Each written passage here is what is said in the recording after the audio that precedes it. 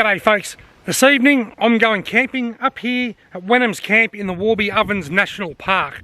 I haven't done a lot of camping for the last few years, and recently Holly and I went camping with Straubs and his son Will, and we had the best night, and that camping trip really reignited my passion for camping. So here I am in the great outdoors in the Warby Ovens National Park at Whenams Camp, about to set up camp.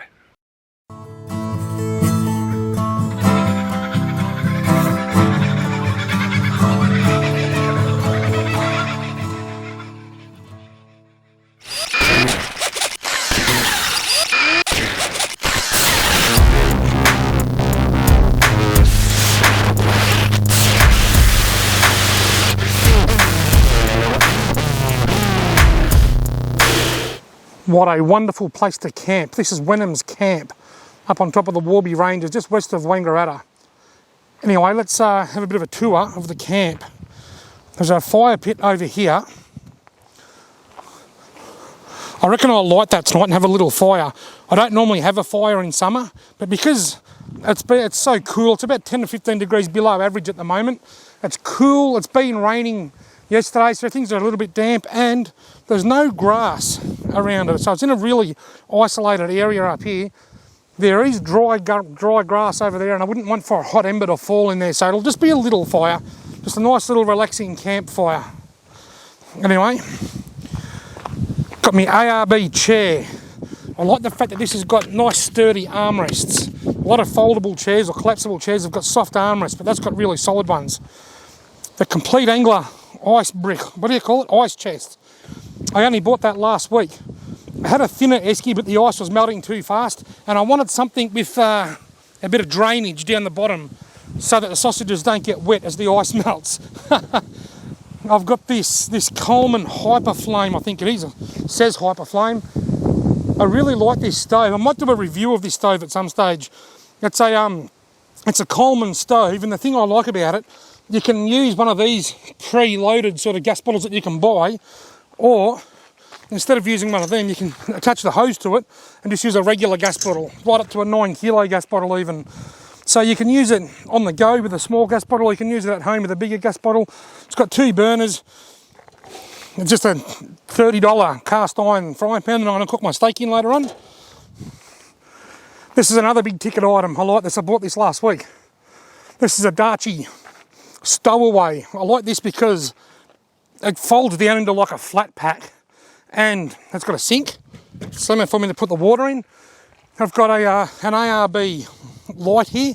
I've also got my deeper power lantern hanging up here. I've got 2 really good lights. Now this stowaway comes with this extendable pole specifically for that reason, so that you can have a torch above your kitchen. Over here I've got just me Barbie mate, some plastic knives and forks and cutlery and whatnot, but that's where you can put all your pepper and salt and stuff if you're staying for an extended period of time. It's got a bench down the bottom there. It's got this little table that folds out to the side that I've got my barbecue on, and down here there's a rubbish bin. You can put your rubbish in there, keep everything organised. I've got a 4 litre bottle of water there because there's no water up here on top of the Warby Ranges. It's very dry, but I just think that's a really cool item. It's not cheap, it cost me about $300, but I reckon it's money well spent because it's just such a handy item, or a handy setup to have everything together. And over here, the ARB Sky Dome swag. Absolute ripper this is. And inside there, you'll see a pink pillow. That's Holly's pillow. She's not with me tonight, so I grabbed her pillow. I grabbed one of mine and one of hers so that I can have a little bit of Holly on Sky's pillow. I don't know. As weird as that might sound, when I do sleepover shifts at work, I like to take my kids' pillows with me just so that I can be close to them when I'm not with them, because I just adore my kids. As it gets later, the Kangaroos will come down there. This place is Kangaroo Central, and I'm just going to sit back, have a cold one, enjoy the cooler summer evening, and keep my eyes out for wildlife.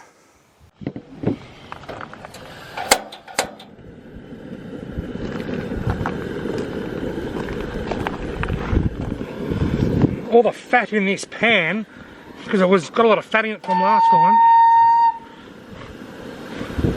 When this fat melts, I'll pour it all over the fire. I've got the fire set, although if the wind doesn't die down, I won't be lighting it. But I'll pour all this fat, once it melts, into the fire. and that'll just help it burn.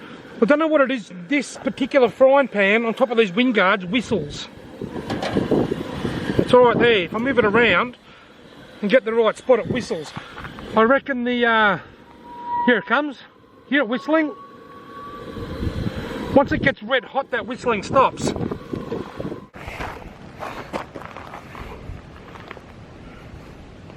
That bit of fat will just give that little bit of extra oomph, and then I'll wipe the frying pan down with a bit of newspaper.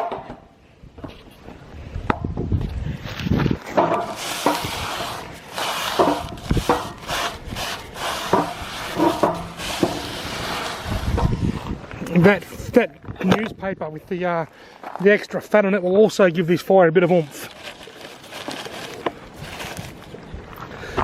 I hope the wind dies down. If the wind doesn't die down, I won't be lighting the fire. It'll be too much of a risk.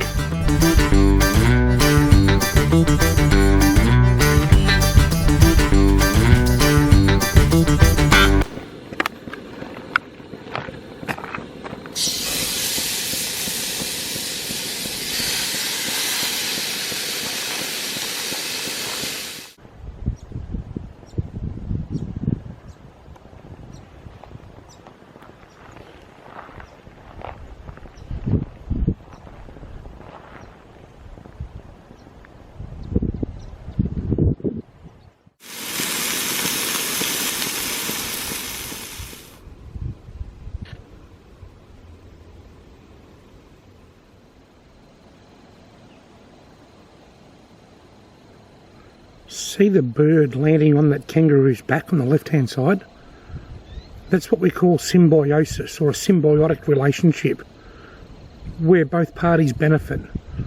The bird gets a feed of fleas or ticks or whatever, and the kangaroo gets rid of his fleas or ticks. That's why the kangaroo doesn't mind the bird being there. That's why you see birds landing on animals, because he's helping getting rid of the fleas while the bird also gets a feed. I've decided to light the fire, and I just realised now that I've forgot my matches. I don't know where I put them. I'm sure I put them in. Oh well, if I have to, I'll light my stove and with the piezo ignition and bring the flame over to the fire that way, if the wind doesn't blow it out.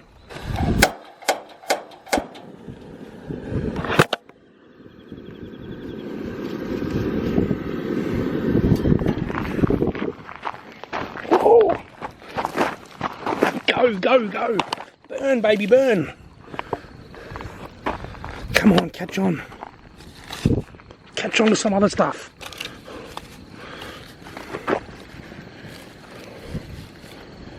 That was a little bit mad.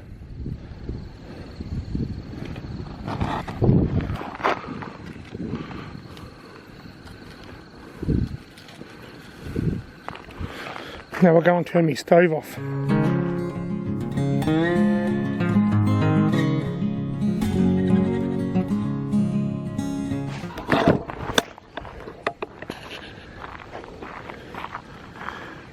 Now it's time to relax.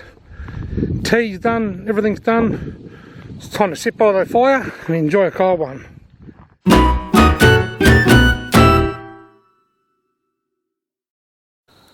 Now the night's kicking on. It's so nice and relaxing just sitting here watching the flames, just listening to the fire crackle. But let's have a little bit of a campfire yarn. I got a comment on one of my YouTube videos a couple of weeks ago from a young fella named Toby Peterson, and it said, "Robbie is so good, he's like a third granddad to me." Now, apart from making me feel old, I actually find that very, very flattering. Thank you very much, Toby. I've taken that as a huge compliment, because I think that grandparents are the most special people on the planet. They are just absolutely amazing. Mine have all gone now. My last one, my Nana Phyllis, died about 3 or 4 years ago. And I just think about my grandparents every single day. One of my pops, Bob Alexander, same name as me. He was a milkie in Wang for years, a milkman. And when I was a kid, I had 7 grandparents. I had two granddads, 2 nanas, 2 great nanas and a great grandfather. I was very, very lucky. But in Wangaratta, I had my mum and dad's parents on both sides. One of them in particular stands out, Bobber. Now, I love them all equally. But as kids, my brother would go to one set of grandparents and I'd go to the other set. I'd go to Bobber's house quite a lot. Now, Bobber, his name was Robert as well. Both of my grandparents were Robert, but Bobber was Robert Asquith. But we called him Bobber as kids. One was Papa Bob and one was Bobber. Bobber was a World War II veteran. He was about 5'10". He wouldn't have been that tall. He was about 5 foot tall. He was only short. He was very skinny, very light. But he was a very, very brave man. And when I think of what a bad day is for me, people being nasty at work or whatever, I think of what my grandfather must have endured. Aeroplanes flying over and dropping bombs all around him, seeing his mates get gunned down by machine guns. A bad day for my pop would have looked much different to a bad day for me. But he was the most beautiful, caring and amazing man. And for Toby to call me, to say that I'm like a third grandparent just makes me feel so good. And it shows me that a lot of kids see me as like a grandparent, I guess, even though I'm not old enough. But my pop, I'm known on this channel and in my videos for my humour and my jokes. A lot of those jokes that I tell come from my grandfather. In fact, just recently fishing with my friend Straubs, I told a little poem about the boy from Trombosham. He's took his eyes out to wash them. That was one of my pops. Here's another one of my pops. And when my pop used to tell a joke or a poem, he loved limericks. And when he finished telling a limerick, he'd laugh at himself and go, hey, hey, hey. So I'll tell this joke in the way that my beautiful late grandfather would. There once was a man from Brazil who took an atomic pill. His doctor said cough. He blew his top off and they found his head up on a hill. Hey, hey. Hey, hey, hey. That's what my pop would do. And a lot of the times we'd be laughing at him more than we were laughing at his joke. I remember it might have been him and my nana's 50th wedding anniversary, we got them a new TV and it was a Samsung. And my pop stood there and he got a tear in his eye and he made a speech. He says, I'm overcome with emotion. And he wiped his eyes and he says, it says on the box Samsung. But what did Sam sing? Does anybody know? That was just my granddad. That was my pop, constantly on the lookout for opportunities to make people around him smile. One of the most beautiful and amazing people you'll ever meet. Anyway, Toby, thank you very much for telling me that I am kind of like a third grandfather for you. I hope a lot of kids see me like that, because I tell you what, grandparents are just absolutely beautiful. They are the best of the best.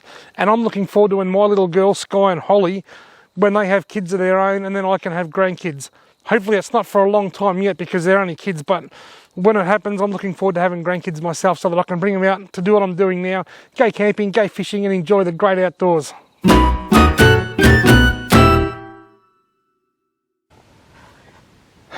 Swag time. Now I've got my deeper light hanging up there, sliding up the inside of my swag. Nice and cosy. It's funny, once you get out of the wind, I'm actually quite warm before I even climb into my sleeping bag. I've just woken up and I've got visitors.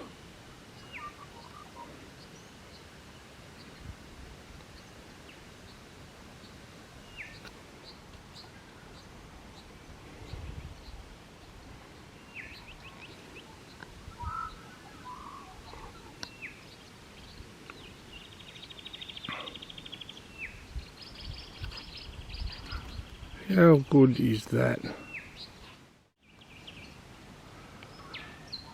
Pre-dawn at Whenams Camp. Wow, that's bright. Especially when I've just climbed out of a nice dark swag. After seeing those kangaroos in my camp at 6 o'clock this morning, I decided to go back to bed for a little while. Nearly 3 hours, in fact, it's almost 9 AM. I'm going to go now, I'm going to have some breakfast, and then I'm going to edit this very video. I've brought my laptop and I'm going to do some work out here in the great outdoors where concentration is at a premium. If you've seen anything in this video that you'd like me to review from my camp or anything, let me know and I'll film that review for you. Thanks very much for watching, everybody. I hope you've enjoyed this video. If you have, why not consider subscribing to my channel, give me a thumbs up, and hopefully you'll join me on my next adventure.